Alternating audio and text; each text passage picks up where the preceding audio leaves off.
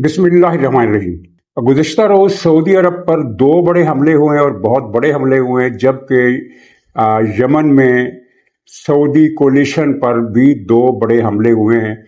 और एक मक्का अलायंस के हवाले से अभी तक खामोशी है, और ख़बर असल में ये है कि सऊदी अरब पर जो दो हमले हुए हैं, बड़े हमले, उनमें से एक तो हौसियों ने किया है ईरानी मिसाइलों की मदद से, लेकिन दूसरा हमला हौसियों ने नहीं किया, ये ईरान ने किया है। खलीज फारस के उस साहिल से सऊदी अरब के इस साहिल पर बिल्कुल सामने की तरफ से हमला हुआ है, और ये बराह रास्त ईरान का एक बड़ा हमला है सऊदी अरब पर, किसी वजह को बताए बगैर। तो अब मक्का अलायंस में सऊदी अरब की सारी उम्मीद ज़ाहिर है कि तुर्की से वाबस्ता है, और पाकिस्तान के बारे में तो वो जानता है कि उसकी मजबूरियां हैं, वो ईरान के खिलाफ कभी सऊदी अरब की मदद नहीं कर सकता। तो सऊदी अरब पाकिस्तान से मुतालबा भी नहीं कर रहा और ना मुतालबा करेगा, लेकिन उसकी तवक्कुआत तुर्की से कुछ होंगी। मजमूई तौर पर खलीज की सूरत हाल किस तरफ जाती हुई नजर आती है। यमन में अल हुदैदा के जनूब में एक नई बड़ी जंग छिड़ गई है, उन हमलों से हटकर जो हौसियों ने दो मुख्तलिफ मुकामात पर किए हैं। और पिछले दिनों हौसियों ने मसलसल हमले किए सऊदी इत्तेहाद पर भी और सऊदी अरब पर भी और सऊदी अरब के टैंकरों पर भी। लेकिन पिछले 3-4 दिनों से हम देख रहे हैं कि सऊदी अरब ने रियासती सतह पर इस हमले का जवाब नहीं दिया, अगरचे सऊदी कोलिशन फोर्सेस यमन में एक बड़ी लड़ाई की तरफ बढ़ गई हैं। तो इस पर बात करेंगे, लेकिन उससे पहले कुछ पाकिस्तान के मौज़ूआत। एक सवाल जो बहुत सारे हलकों ने किया कि महंगाई के खिलाफ जो जमात इस्लामी का मुल्क गिर एहतजाज नाकाम क्यों रहा। नाकाम इन मानों में कि जुलूस और मुजाहरे तो जमात ने हर जगह पर किए, लेकिन उनका इम्पैक्ट नहीं हुआ, और हाजिरी जो थी शुरका की वो कम थी। तो कम हाजिरी होने की वजह क्या थी? क्योंकि जमात इस्लामी अगरचे नतीजा खेज वोट बैंक नहीं रखती, लेकिन उसकी स्ट्रीट पावर जो है वो गैर मुतनाज़ तौर पर एक मुअस्सर ताकत है। और जब भी जमात इस्लामी ने मुजाहरे किए, उनमें लोगों की एक बड़ी तादाद आई है। ये पहला मौका है कि लोगों ने इसमें शिरकत उस तरह से नहीं की जिस तरह माजी के मुजाहरों में होती रही है। तो उसकी वजह क्या है?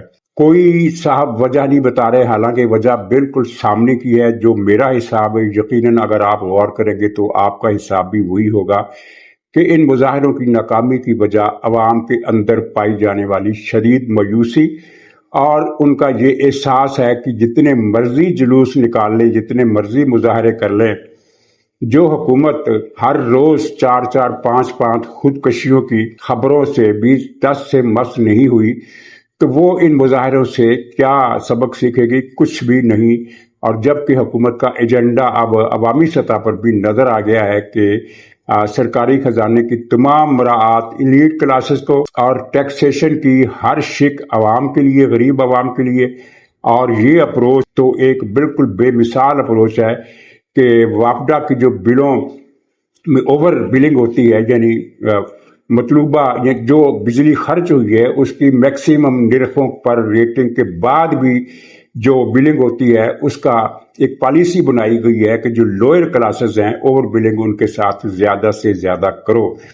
और हुकूमत की ये तरजीहात के तमाम पॉलिसियों का रुख IPPs के फायदे में होना चाहिए, शुगर मिल्स कार्टल के फायदे में होना चाहिए, गंदम के काश्त करने वालों किसानों की हौसला शिकनी की जानी चाहिए, और इसी तरह महंगी बिजली, महंगा पेट्रोल।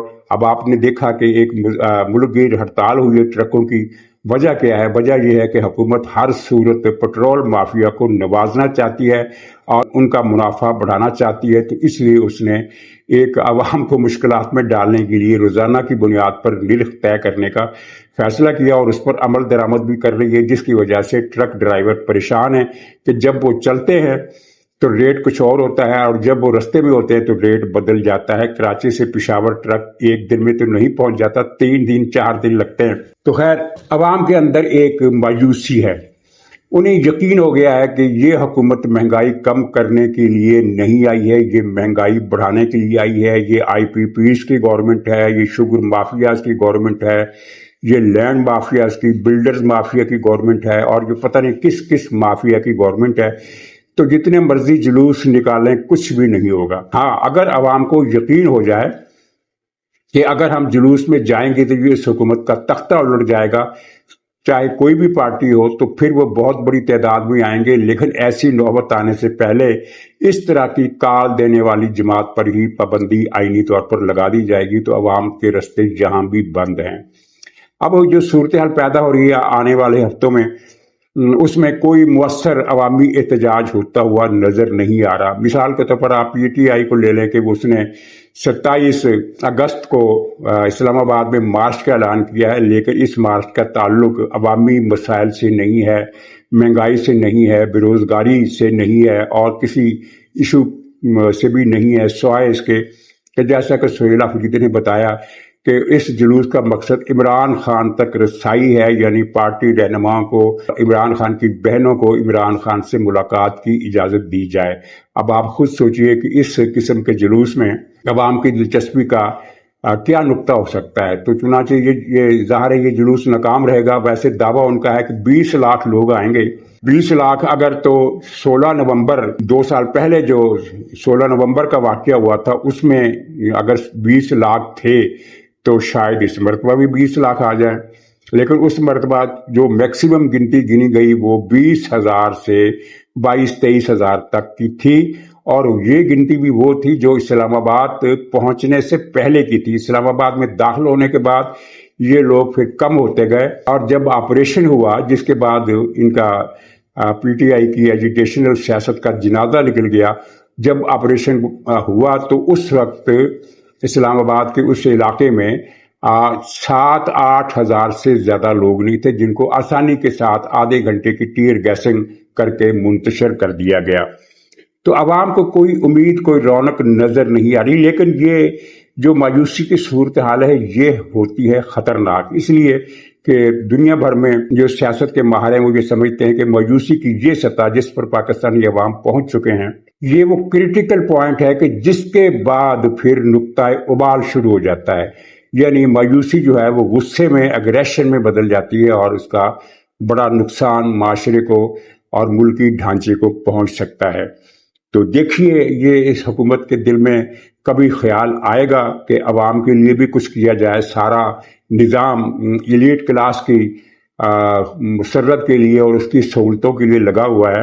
مجھے ایک بات یاد آ رہی ہے، نادر شاہ ایک بڑا ظالم بادشاہ تھا ایران کا، جس نے مسلمانوں کا، شیعوں کا بھی اور سنیوں کے بھی خاصا قتل عام کیا۔ نہ وہ شیعہ تھا نہ سنی تھا، کبھی شیعہ بن جاتا تھا کبھی سنی بن جاتا تھا، بہرحال بہت ظالم تھا۔ لیکن ایک بات اس نے عقل مندی کی جب اس نے بادشاہت کا وہ حلف اٹھایا، کیا کہنا چاہیے، حلف تو نہیں ہوتا ہے بادشاہت کا، اعلان ہی ہوتا ہے قسم کا۔ تیماسپ بادشاہ تھا تو اس کا تختہ الٹ کر گیا، اس کو معزول کر کے یہ خود بادشاہ بن گیا۔ تو اس موقع پر جو تقریب ہوئی تو اس میں ایک دعا پڑھی گئی، اور دعا میں یہ تھا کہ اللہ تعالیٰ ہمارے بادشاہ کو ہمیشہ ہمارے سروں پر سلامت رکھے، یا اس کا سایہ ہمارے سروں پر سلامت رکھے۔ تو نادر شاہ نے دعا کے فقرے کو کاٹ دیا اور پابندی لگا دی کہ آئندہ یہ فقرہ کبھی استعمال نہ کیے جائے۔ اس کا کہنا تھا کہ آدمی تو مر جاتا ہے، تو پھر خدا سے آپ یہ دعا کیوں کرتے ہیں کہ اس کا سایہ ہمیشہ ہمارے سر پر سلامت رہے؟ ہمیشہ تو آج تک کوئی آدمی زندہ ہی نہیں رہا۔ یہ بات عقل مندی کی تھی۔ میرا خیال ہے عقل مندی کی یہ بات کوئی صاحب شہباز شریف صاحب کو بھی پہنچا دیں کہ آپ ہمیشہ کے لیے نہیں آئے، ایک دن آپ کو جانا ہے۔ اچھا خیر، آگے بڑھتے ہیں۔ اس ہفتے نجم سیٹھی صاحب کے پروگرام شہرت رہی، اور اس کی بنیاد پر پھر بے شمار پروگرام ہوئے، اور نجم سیٹھی صاحب نے اس میں بتایا کہ 2029 یا 30 میں صدارتی نظام آ جائے گا، اس کے لیے کوششیں کی جا رہی ہیں، اور صدارتی نظام لانے کا فیصلہ ہو چکا ہے۔ اس طرح کی پوری تفصیل انہوں نے بیان کی۔ پھر اس کے بعد بڑی حاشیہ آرائیاں ہوئی اور بڑے بڑے پروگرام، تجزیے، کالم لکھے گئے، بہت کچھ ہوا۔ تو سب نے یہی کہا کہ نجم سیٹھی صاحب نے خبر بریک کی ہے۔ میں کہتا ہوں کہ خبر بریک نہیں کی، پلان کو سبوتاژ کر دیا ہے۔ مجھے نہیں پتا پلان کوئی ہے یا نہیں، سیٹھی صاحب کو زیادہ پتا ہوگا، لیکن اگر کوئی پلان تھا یا ہے تو نجم سیٹھی صاحب نے اس کی خبر بریک کر کے اسے سبوتاژ کر دیا، اس لیے کہ ایسا پلان جو 2 سال پہلے ہی لیک ہو جائے، اس کی کامیابی کا جو چانس ہے، جو اس کے موقع ہے کامیابی کا، وہ 0% سے زیادہ نہیں رہ جاتا۔ ظاہر ہے تمام سیاسی قوتیں لائن اپ ہو جائیں گی، بلکہ ہو رہی ہیں۔ آپ نے دیکھا ان دنوں کیا ڈیولپمنٹس ہوئی ہیں۔ یہ محسن نقوی صاحب نے فیلڈ مارشل کی ذات کو کتنا بڑا نقصان پہنچایا۔ آپ کے سامنے ہے چارٹ سارا، آپ کھول کر خود لکھ لیں نئے سے، جیسے یہ زبانی اس کو تصور میں لے آئیں کہ پی ٹی آئی پہلے ہی ان کے خلاف ہے، اے این پی بھی ان کے خلاف ہے، پختونخوا اور جو جتنی صوبائی وہ ہیں اینٹیٹیز ہیں، قوم پرستوں کی جماعتیں ہیں، سب ان کے خلاف ہیں۔ پیپلز پارٹی ان کے حق میں گرم جوش پہلے بھی نہیں تھی، اب وہ ان کے خلاف ہے، اور یہ جماعت اسلامی بھی خلاف ہے اور جے یو آئی بھی خلاف ہے۔ تو محسن نقوی صاحب کے حکم نامے جاری ہونے کے بعد مسلم لیگ کے اندر پہلے دبے دبے لفظوں میں حرف تنقید سننے میں آیا، اب نسبتاً زیادہ کھلا ذکر تنقید کی بنیاد پر ان کی محفلوں میں ہو رہا ہے۔ تو محسن نقوی صاحب نے فیلڈ مارشل سے دشمنی کی ہے یا دوستی کی ہے، اس کے حساب آپ بھی لگا لیں۔ انہوں نے بھی شاید لگا لیا ہو کہ یہ تو بیڑا غرق کرنے والوں میں شامل ہیں۔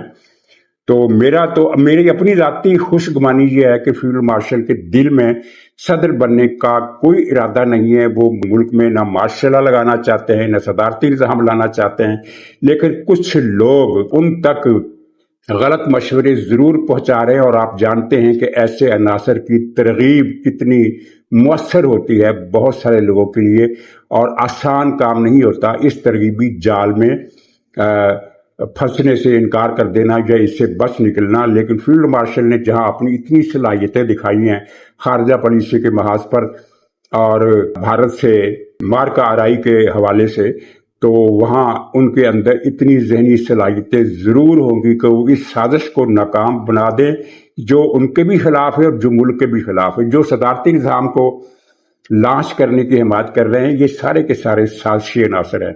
تجربہ کیا بتاتا ہے؟ پہلی تو ایک اصولی بات ہے کہ کسی بھی وفاقی ملک کو تباہ کرنے کے لیے یہ نسخہ کافی ہے کہ اس پر صدارتی نظام رائج کر دیا جائے۔ مثلا برطانیہ میں اگر صدارتی نظام آ جائے، برطانیہ تباہ ہو جائے گا۔ انڈیا میں اگر صدارتی نظام آ گیا تو تباہ ہو جائے گا۔ لیکن اگر ایران میں یا سعودی عرب میں یا چین میں یا برما میں یا کسی بھی ایسے ملک میں جہاں ایک قوم کی غالب اکثریت ہو، وہاں صدارتی نظام آئے تو وہاں ملک نہیں ٹوٹتا۔ لیکن وفاقی کسی بھی وفاق میں صدارتی نظام آئے گا تو وہ ختم ہو جاتا ہے۔ اس کی ایک مثال سوویت یونین ہے، جو وفاق نہیں تھا بلکہ ماہورائے وفاق، یعنی وفاقوں کا وفاق تھا، یعنی وہ فیڈریشن نہیں تھا، کنفیڈریشن تھا جس میں 15 ملک تھے۔ شروع میں وہاں صدر کے پاس بہت اختیار تھے، لیکن وزیر اعظم بھی با اختیار ہوتا تھا، یعنی کہ ایک قسم کا پارلیمانی نظام تھا وہ یک جماعتی لیکن تھا وہ پارلیمانی۔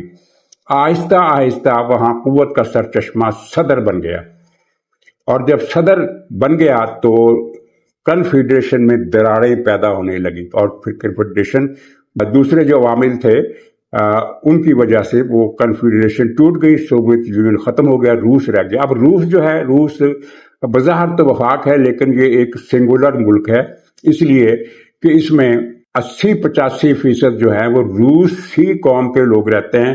باقی قوموں کے لوگ اس میں بہت تھوڑے ہیں، جن میں زیادہ تر ترک ہیں، ان کا ایک ریپبلک ہے، تتارستان ہے، یا چیچنیا انگشیتیا ہے، یا داغستان ہے۔ اس طرح کی 10-12 ریاستیں ہیں چھوٹی چھوٹی، لیکن وہ مل ملا کر بھی 15% آبادی پر کو محیط نہیں ہوتی۔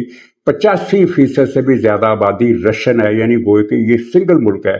تو سنگل ملک میں روس کی مرضی ہے، وہ چاہے پارلیمانی نظام لائے چاہے صدارتی نظام لائے، کوئی فرق نہیں پڑتا۔ پاکستان ایک وفاق ہے، وفاق کو تباہ کرنے کا شرطیہ نسخہ صدارتی نظام ہے۔ اور تجربہ کیا بتاتا ہے؟ پاکستان میں زیادہ تر نظام صدارتی رہا ہے اور اس نے ملک کی اینٹ سے اینٹ بجا دی۔ 10 سال تک ایوب خان برسر اقتدار رہا اور 10 سال تک اس نے ملک کی اینٹ سے اینٹ بجائی۔ پورے ملک کی دولت ایکیومولیٹ کر کے اس نے 20 گھرانوں میں منتقل کر دی، اور غربت کا جو بانی تھا پاکستان میں وہ ایوب خان تھا، پسماندگی کا بانی ایوب خان۔ اس کے دور میں کوئی سڑک بنی نہ کوئی ریل بنی، کچھ بھی نہیں ہوا، اور اس وقت 20 گھرانے تھے۔ اب تو خیر سے یہ 20,000 گھرانے ہو گئے، اندازہ یہ میرا 20,000. یعنی اگر آپ موجودہ ایلیٹ کلاس کی سپر ایلیٹ کو دیکھیں، یعنی ایلیٹ کی جو سب سے اوپر کی جو سب سے اپر کرسٹ ہے، ایلیٹ کلاس کا اپر کرسٹ، وہ میرے خیال میں 10,000 گھرانوں سے کم کا نہیں ہوگا.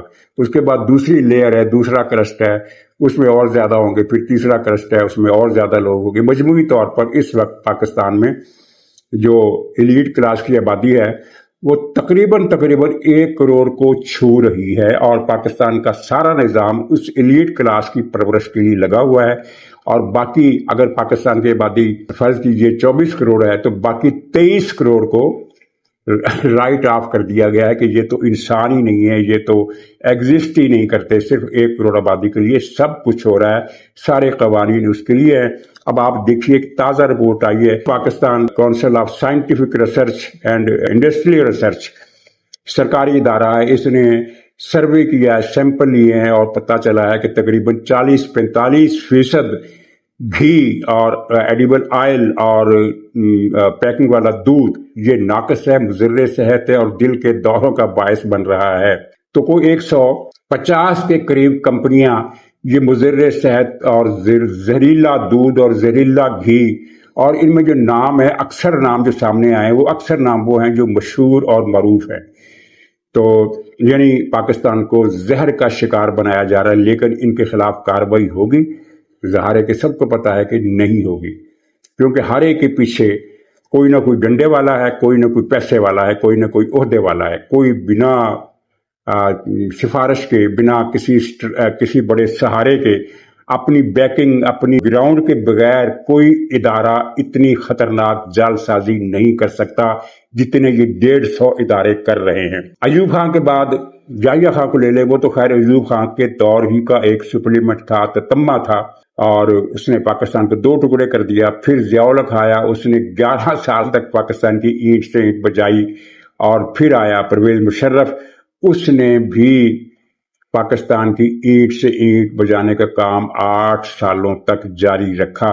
اور اب پاکستان جو ہے اس کا انجر پنجر اتنا ڈھیلا کر دیا گیا ہے. پچھلے 5 برسوں میں شہباز شریف صاحب کے وزیر اعظم بنے ہوئے 5 سال ہوئے، پاکستانی عوام کا جتنا خون نچوڑا گیا ہے، خون نکالا گیا ہے، جتنا خون پیا گیا ہے، اتنا پاکستان کی اس سے پہلے کی 75 سالہ تاریخ میں، 70 سالہ تاریخ میں نہیں نچوڑا گیا، نہیں پیا گیا. یہ اس مرتبہ گویا کہ حد ہی ہو گئی، بلکہ تمام حدوں کو حد ٹاپ گئی. یہ صورتحال ہے. تو یہ سارا کچھ صدارتی نظام ہے. اور پھر جو جمہوری نظام تھا پاکستان میں وہ کب رہا ہے؟ وہ 1958 سے پہلے تھا، یا بھٹو کا ایک مختصر دور 5 سال کا، جس میں جمہوری پارلیمانی نظام اور با اختیار حکومت تھی. اگرچہ وہ ایک ڈکٹیٹرشپ تھی اور بھٹو صاحب کا رویہ عوام کے ساتھ، مخالفوں کے ساتھ ظالمانہ تھا، لیکن بہرحال وہ خود مختار حکومت تھی. یعنی ایک پارلیمانی حکومت کو جو اختیار چاہیے اس کے پاس تھے. اس کے بعد جو جتنی بھی جمہوری حکومتیں آئیں وہ نام نہاد تھی. نواز شریف صاحب کے 2 دور، بے نظیر کے 2 دور، اوپر ڈنڈا صدر کا تھا، صدر کے پیچھے مقتدر طاقتیں تھی. پھر وہ دور بھی ختم ہوا مشرف کے بعد. پھر دوبارہ نواز شریف اور پیپلز پارٹی کے ادوار آئے، لیکن ان پر بھی کبھی کیانی کا ڈنڈا، کبھی راحیل شریف کا ڈنڈا، کبھی باجوہ کا ڈنڈا، اور ان کو حکومت کرنے نہیں دی گئی. کبھی دھرنے کھڑے کر دیے گئے، کبھی کوئی بل نکال کر، وہ کیریل اوور بل کیا تھا، کبھی اس طرح کا بل لے آیا گیا، کبھی کرپشن کی کہانیاں، ٹی وی چینل پر کردار کشی. یعنی حکومتوں کو کام نہیں کرنے دیا گیا. نہ ضیاء الحق کے بعد جو حکومتیں قائم ہوئی، نہ انہیں کام کرنے دیا گیا، نہ ان حکومتوں کو چلنے دیا گیا جو پرویز مشرف کے بعد آئیں. اور اب جو ہائیبرڈ حکومت آئی ہے یہ تابع دار ہے اور بالکل مسکین ہے، بندہ نواز ہے، بندہ پرور ہے، لیکن اس کے اختیار اس کے پاس بھی نہیں ہے. تو اب کیا ہو رہا ہے؟ اب یہ ہو رہا ہے کہ سیاسی قوتیں لائن اپ ہو رہی ہیں اور لائن اپ ہوں گی. تو 2 سال کے بعد بھول جائیے کہ صدارتی نظام آئے گا. اگر آنا تھا تب بھی نجم سیٹھی صاحب نے اس کو لیک کر کے اس کا بیڑا غرق کر دیا ہے اچھی طرح، ماشاءاللہ پوری طرح اس کا وہ مکو ٹھپ دیا ہے. اور اگر نہیں ہے تو پھر ستہ خیرہ ہیں. اگر صدارتی نظام آیا تو پاکستان پھر نہیں ہے، اگر پاکستان ہے تو پھر صدارتی نظام نہیں آئے گا. آخر میں سعودی عرب والا مسئلہ آپ نے پوری تفصیل تو میں نے خیر بتا دی اس میں انٹرو میں ہی. تو مزید تفصیل یہ ہے کہ سعودی عرب کی طرف سے ریاستی سطح پر کوئی ایکشن نہیں، لیکن یمن میں سعودی کولیشنز والی فورسز حرکت میں آئی ہیں. انہوں نے الحدیدہ کے محاذ پر ان حوثیوں کے حملے روکے اور ان کو پسپا کیا. ان میں سینکڑوں حوثی مارے گئے ہیں. حوثی میدان جنگ میں مقابلہ نہیں کر سکتے، یہ فوراً پسپا ہو جاتے ہیں، لاشیں چھوڑ جاتے ہیں، زخمی چھوڑ جاتے ہیں اور بھاگ جاتے ہیں. لیکن ٹیررزم میں، دہشت گردی میں ان کا سارا تجربہ ہے. اور ظاہر ہے یہ ٹیررزم ہے کہ اگر آپ وہاں سے میزائل داغتے ہیں تیل کی ریفائنری پر، اس کو اڑا دیتے ہیں، تو یہ دہشت گردی ہے. جبکہ آپ کی جنگ تو یمن کے اندر ہے، یمن میں سعودی کولیشن کی گورنمنٹ ہے، اس سے آپ لڑیں، اس سے آپ لڑنے کا حوصلہ نہیں رکھتے، تو سعودی عرب پر کر رہے ہیں. تو خیر، جو بتانے والی بات، جو اہم بات تھی وہ یہ ہے کہ ایک حملہ تو حوثیوں نے کیا جازان صوبے میں، جس کو کئی نیوز ایجنسیوں نے جیزان بھی لکھا ہے. یہ صوبے کا نام بھی جازان ہے اور شہر کا نام، اس کے کیپٹل کا نام بھی جازان ہے. اس کے ساتھ ہی وہ مشہور صوبہ ہے تاریخی حوالے سے نجران، جہاں کے پادریوں نے حضور صلی اللہ علیہ وسلم کے دعوی نبوت کو چیلنج کیا تھا. تو حضور صلی اللہ علیہ وسلم نے اللہ تعالیٰ کے فرمان کے مطابق انہیں پھر کہا کہ اگر تم اپنی بات کو سچا سمجھتے ہو تو آؤ پھر مباہلہ کر لو. لیکن مباہلے کی نوبت ہی نہیں آئی، کیونکہ پھر وہ پادریوں نے دوڑ لگا دی اور کہا کہ نہیں، ہم تو مباہلہ نہیں کرتے. اس کا مطلب یہ تھا کہ انہیں شک تھا کہ اپنے دعوے پر، ورنہ وہ فوراً قبول کر لیتے مباہلے کی دعوت. حضور صلی اللہ علیہ وسلم تیار تھے. تو یہ وہ نجران صوبہ ہے. اور لیکن یہ دوسرا حملہ الجبیل پر ہوا ہے. یہ حملہ آئل ریفائنری پر تھا، آرامکو کی ریفائنری. اور الجبیل جو سعودی عرب کا مشرقی ایک یونٹ ہے، صوبہ ہے الجبیل، تو وہاں جو حملہ کیا گیا وہ بھی آرامکو ہی کی فیسلٹیز پر کیا گیا. وہاں ان کے آئل اور خاص طور پر گیس کے ذخائر تھے، گیس کے ذخائر اور گیس ہی کی وہ ساری. تو اس پر حملہ کیا گیا بیلسٹک میزائلوں سے اور ڈرون طیاروں سے. یہ حملے آپ نقشہ دیکھیں، یہ الجبیل بندر عباس کے تقریباً بالکل سامنے ہے، بالکل سامنے. بندر عباس کہ اس طرف تھوڑا سا لگتا ہے وہ عمان کا نوک جو ہرمز کھولتا ہے، لیکن اس سے تھوڑا سا آگے اگر آپ جائیں، بندر عباس سے تھوڑا سا آگے، تو یہ الجبیل کا صوبہ ہے. اور یہاں پر ایران سے حملہ کیا گیا. اور اس کا مطلب یہ ہے کہ ایران مایوسی کی اسٹریٹجی پر عمل کر رہا ہے یا کیا کر رہا ہے. کچھ نے سعودی عرب کو اس طرح نشانہ بنایا ہے اور وہ ہرمز پر ابھی تک کسی نتیجے تک نہیں پہنچ سکا کہ کرنا کیا ہے. اعلانات اس کی طرف سے ضرور آ رہے ہیں، لیکن ان اعلانات میں تضاد ہے. مثلاً 3 دن سے ان کا یہ بیان آتا رہا کہ عمان کے ساتھ اتفاق رائے ہو گیا اور اب بس فریم ورک کا اعلان ہونے والا ہے ہرمز پر کیا ہوگا. لیکن کل ان کا پھر لہجہ بدلا اور کہا کہ ہم تو ہرمز کو نہیں کھولیں گے جب تک ہماری 6 شرطیں پوری نہیں کی جاتی. یعنی وہ جو عمان سے اتفاق رائے والا ڈرافٹ تھا وہ تو ہو گیا لاپتہ اور نئی شرطیں میدان میں آ گئیں. تو یہاں اس سے پتہ چلتا ہے کہ ایران کے اندر کچھ گڑبڑ ہے اچھی خاصی، کہ وہ کسی اتفاق رائے پر نہیں پہنچ پا رہے. اور پھر یہی وجہ ہے کہ جو باقر کالیباف انہوں نے پھر استعفیٰ بھی دیا، لیکن وہ پزشکیان نے مسترد کر دیا. اور خبریں تو یہ بھی ہیں کہ مجتبیٰ خامنائی، جن کی ایک ویڈیو بھی آئی ہے، پتہ نہیں وہ کب کی ہے، مجتبیٰ خامنائی نے پزشکیان سے کہا کہ اگر تم نے استعفیٰ دیا تو میں فوراً قبول کر لوں گا، جس کے بعد پزشکیان نے استعفیٰ دینے کی پالیسی ترک کر دی. یہ رپورٹیں ایرانی ذرائع سے آ رہی ہیں، ان میں کتنی حقیقت ہے، یعنی جو موقف کس کا درست ہے یہ تو پتہ نہیں، لیکن یہ طے ہے کہ وہاں استعفے دینے اور استعفے واپس لینے یا استعفے کی دھمکیاں دینے کا سلسلہ چل رہا ہے. ناظرین اجازت دیجیے، انشاءاللہ اگلے ولاگ میں پھر ملاقات ہوگی. تب تک کے لیے خدا حافظ.